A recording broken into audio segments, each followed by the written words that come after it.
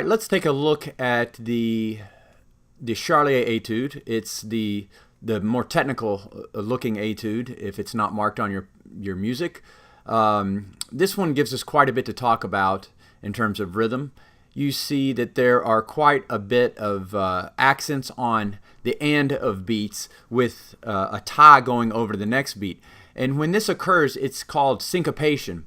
And syncopation just means that it's the composer has created an emphasis on something other than the primary beats. So instead of having like in a march where it would be da da da da da da da da da da da, on this one the beat, the accent is actually coming off the beat. So you have da da da da da da da da da da da da da da da da. So that's really important to understand. This can make it kind of tricky. You're going to want to be very careful with this. Start off working on it very slowly with a metronome. Maybe subdivide would help. Be very careful of all the tied rhythms, making sure you're holding those to proper duration. You see a lot of ties later on. Like on the third line of it, you have the E sharp being tied over to the next measure. On the following line, you have an E natural being tied over, and then more ties as we look on down the page. Make sure the ties are the right length. Very important to be conscious of that.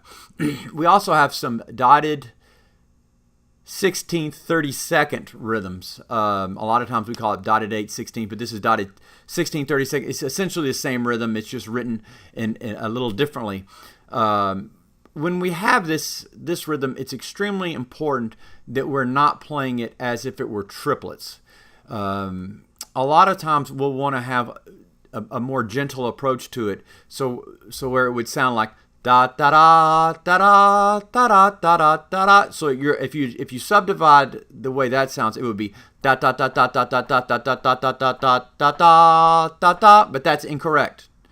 This is more of a quadruple subdivision, so it would be da da da da da da da da da da da da da da da da da da. Da da da da da da. It needs to have that snap to it. That's a very important thing to distinguish the difference between the two. When you have more of a triplet style versus the true dotted 16, 32nd. Da da da da da da da da da. That's correct. Da da da da da da da. Incorrect. So you want to be very disciplined when you're learning it to make sure that you have that nice snap to it, because that actually really adds to the character of this piece. Looking down the page, make sure that you count the rests accurately. You have some quarter note rests there near the end of the etude.